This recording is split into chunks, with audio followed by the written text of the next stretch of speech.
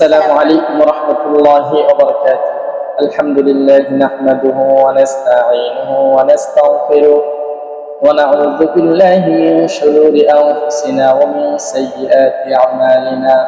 من يهده الله فلا مضل له ومن يضلله فلا هادي له. ونشهد أن لا إله إلا الله وحده لا شريك له ونشهد أن سيدنا ونبينا ومولانا محمدا عبده ورسوله الذي أرسله الله تعالى بالحق بشيرا ونذيرا وداعيا إلى الله بإذنه وسراجا منيرا. أما بعد فأعوذ بالله من الشيطان الرجيم. بسم الله الرحمن الرحيم. ولكل أمة جعلنا منسكا ليذكروا اسم الله على ما رزقهم من بهيمة الأنعام فإلهكم إله واحد فله أسلموا وبشر المخبتين. وقال رسول الله صلى الله عليه وسلم من كان له ساعة ولم يضحي فلا يقربن مصلانا أو كما قال عليه الصلاة والسلام. আলহামদুলিল্লাহ, আল্লাহ তাআলার দরবারে লাখো কোটি শুকরিয়া। এই যে প্রতি বছরের ন্যায় আমাদেরও সামনে ঈদুল আজহার চলে এসেছে, অর্থাৎ জিলহজ মাস চলে এসেছে। আমাদের সেই সম্পর্কে জিলহজ মাসের এত বেশি আল্লাহ তাআলার কাছে গুরুত্বপূর্ণ, এত বেশি গুরুত্বপূর্ণ, আল্লাহ তাআলার কাছে এত গ্রহণযোগ্য আর অন্য কোনো মাস হতে পারে না। সেই ক্ষেত্রে তিরমিজি শরীফের 1523 নম্বর হাদিস ও হযরত উম্মে সালমা রাদিয়াল্লাহু তাআলা আনহা قال رسول الله صلى الله عليه وسلم ইরশাদ করেন, যেই ব্যক্তি জিলহজের চাঁদ দেখেছে এবং কুরবানি করার নিয়ত করেছে তারা যেন কুরবান পর্যন্ত অর্থাৎ জন্তু জবাইয়ের আগ পর্যন্ত চুল নখ যেন না কাটে। অর্থাৎ দেখেন, এই আমলটা, ছোট্ট আমলটা যদি আমরা করতে পারি তাহলে আল্লাহ পাক রব্বুল আলামিন আমাদেরকে কি করবে জানেন? এত বেশি সওয়াব দিবে। আরেকটা হাদিসের মধ্যে তিরমিজি শরীফের প্রথম খণ্ড 158 নম্বর হাদিস হযরত আবু হুরায়রা রাদিয়াল্লাহু তাআলা আনহু থেকে বর্ণিত, قال রাসূলুল্লাহ সাল্লাল্লাহু আলাইহি ওয়াসাল্লাম বলেছেন, জিলহজ মাসের প্রথম 10 দিনের তুলনার অধিক গ্রহণযোগ্য আর কোনো ইবাদত হতে পারে না। অর্থাৎ 1 তারিখ থেকে 9 তারিখ 10 তারিখের রাত পর্যন্ত, 9 তারিখ পর্যন্ত 10 তারিখের রাত পর্যন্ত এই রাতের এত বেশি গুরুত্বপূর্ণ।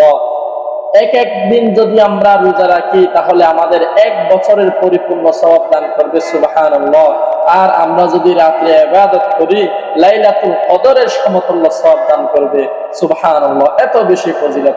আমরা কথা না বাড়িয়ে তাহলে জিলহজ মাসের প্রথম 10 দিনের যে অর্থাৎ অল্প কিছু আমাদের আমল আছে, সেই আমলগুলো আমরা এক এক করে তুলে ধরবো ইনশাআল্লাহ। আমি সহ আপনাদের সবাই যেন এই আমল করার চেষ্টা করব। প্রথম নম্বর হলো যেন চুল নখ না কাটা। 1 নম্বর হলো জিলহজ মাসের প্রথম 10 দিনের আমলের কিছু আমল আছে। 1 থেকে আমি 7 নম্বর আমল পর্যন্ত কিছু আমল বলবো, 7 নম্বর পর্যন্ত। তার মধ্যে প্রথম নম্বর আমল হলো চুল নখ না কাটা। অর্থাৎ যে জিলহজ মাসের যখন ঢুকবে এর আগে, অর্থাৎ জিলহজ মাস শুরু হওয়ার আগে আমাদের চুল নখ অর্থাৎ যে পশমগুলো কাটানো দরকার, নখগুলো কাটানো দরকার, পরিষ্কার করা দরকার, সেগুলো আমরা পরিষ্কার করে ফেলবো। নখ যেগুলো কাটা দরকার, যেগুলো কাটা দরকার সেগুলো আমরা কেটে পরিষ্কার করব। দ্বিতীয় নম্বর হলো ঈদের দিন ছাড়া বাকি 9 দিন রোজা রাখতে হবে। ঈদের দিন ছাড়া অর্থাৎ ঈদুল আজহারের দিন ছাড়া আর 1 থেকে 9 দিন পর্যন্ত আমরা যত সম্ভব আমরা রোজা রাখার চেষ্টা করব। তৃতীয় নম্বর হলো, আমরা যদি 1 থেকে 9 তারিখ পর্যন্ত যদি রোজা রাখতে না পারি, তাহলে বিশেষ করে 9 তারিখ একটা রোজা রাখবো। এই রোজার কিন্তু অনেক ফজিলত আছে, অনেক ফজিলত আছে। চতুর্থ নম্বর হলো, বেশি বেশি জিকির করব। এই দিনগুলো আল্লাহ তাআলার কাছে এত বেশি গ্রহণযোগ্য, এত বেশি প্রিয়। আমি তো শুরুতে বলছি, দিনের ইবাদত হলো, দিনের জিকির, দিনের ইবাদত হলো আল্লাহর দিনের রোজা সিয়াম হলো আল্লাহ তাআলা এক এক বছরের সওয়াব দান করবে। আর রাত্রের ইবাদত হলো লাইলাতুল কদর সমতুল্য সওয়াব দান করবে। সুবহানাল্লাহ। 4 নম্বর হলো, বেশি বেশি আমরা আল্লাহ তাআলার জিকির করব। 5ম নম্বর হলো তাকবীর তাশরিক পাঠ করব। অর্থাৎ 9 তারিখ ফজর থেকে 13 তারিখ আসর পর্যন্ত আমরা তাকবীর তাশরিক পাঠ করব মোট 23 ওয়াক্ত নামাজে। 5ম নম্বর তাকবীর তাশরিক পাঠ করব। 6ষ্ঠ নম্বর কুরবানি দেব।